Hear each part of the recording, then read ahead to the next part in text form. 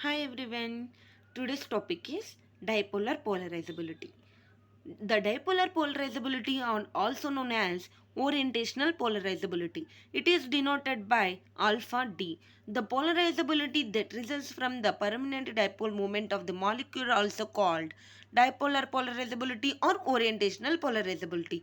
This is an important material for permanent dipole moments that these dipoles are not free to rotate in solids, but they are free to rotate in liquids and gases. The gas containing a large number of identical gas molecules with each permanent dipole moment mu. In the absence of external electric field, the dipoles are oriented as random, and gas as a whole will have no at dipole moment.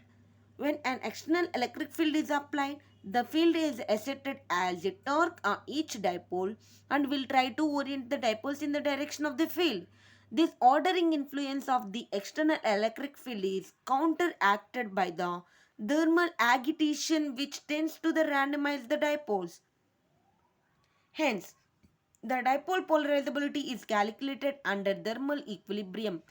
The force exerted by the field is positive and negative charges of the dipoles is equal to the axis of the opposite directions exerted by the field on dipole, where tau v bar is equal to mu bar into E bar. So that tau is equal to mu E into sin theta. The following figure shows that the electric field is taken into the force is equal to minus E into E, and upward force direction is F is equal to E into E, and the angle is theta, and mu bar is the inserted angle. So that where theta is the angle between the direction of the field and dipole moment, the potential energy of the field is given by U is equal to minus mu bar into E bar. So that it an angle is U is equal to minus mu E into cos theta. It's a equation number 2. So that in dipolar polarizability, we have to taken in the two cases of polarizability, where case 1 is when theta equal to 0. When theta equal to 0, then the dipole is parallel to the electric field. So, U is equal to minus mu into cos of 0. So, cos 0 is nothing but 1. So, U is equal to minus mu E. That means potential energy is minimum. So, second case of dipolar polarizability is nothing but theta equal to 180 degrees. Then dipole is anti-parallel to the field. So, U is equal to mu E. So that potential energy is maximum. In the first case of dipolar polarizability is potential energy is minimum, and second case is potential energy is maximum. So that the potential energy of is the function of angle is contributed to the dipole moment mu bar is the polarizability in the direction of mu x is equal to mu cos theta. According to Boltzmann's statistics, the solid angle d omega is directly proportional to the Boltzmann's factor f of theta. So that we know that f of theta is equal to e power minus mu by kt. So e is equal to mu cos theta by kt. Mu e cos theta by kt. The solid angle d omega ranges from theta to theta plus d theta, and overall angles are parallel alignment theta equal to 0 degrees to theta equal to 0 degrees. To anti-parallel alignment, theta equal to 180 degrees. So that mu bar is equal to integral 0 to pi mu x f of theta d omega by integral 0 to pi f of theta d omega. Here mu x is equal to mu cos theta, and d omega is equal to 2 pi sin theta into d theta. F of theta is equal to e into mu e cos theta by kt, according to Boltzmann's statistics. So above these values are substitute in the above equation. Mu bar is equal to, so we have to take in mu e by kt equal to a, and cos theta is equal to d t.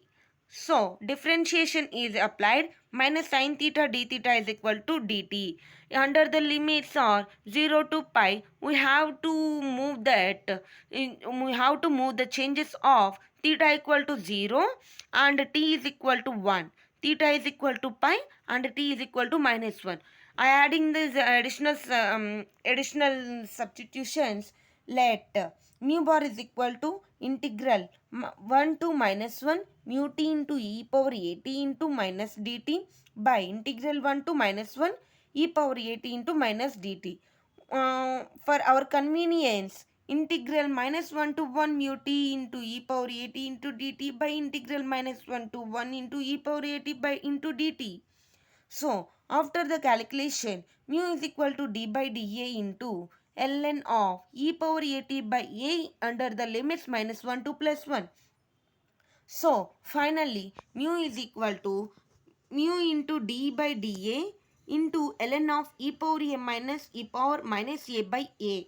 We converted as mu bar is equal to mu into d by dA into ln of e power a minus a minus ln of a minus log b. So, finally, we converted as mu bar is equal to mu into e power a plus e power minus a by e power a minus e power minus a minus 1 by a.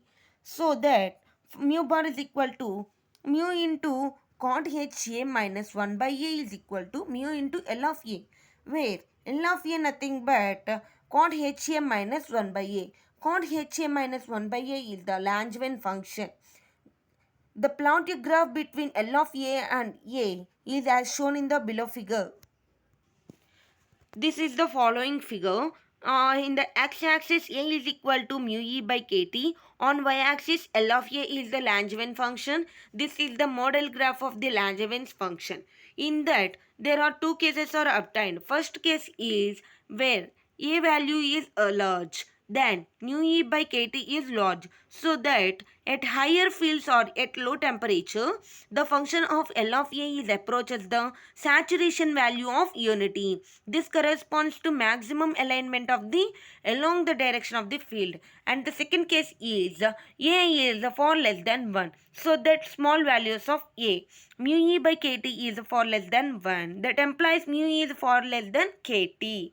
So, cot HA formula is applicable. L of A is equal to 1 by A plus 3 by 3 plus and so on minus 1 by A. Hence, average displacement mu bar is equal to mu into L of A value is A by 3. So, mu into mu E by kt into 1 by 3 E. That implies mu square E by 3 kt. Dipolar polarizability of alpha D is equal to mu bar by E equal to mu square E by 3 kt into 1 by E. That implies mu square by 3 kt into alpha D. This is the dipolar polarizability or orientational polarizability of the derivation. Thank you for watching. Please subscribe for more videos.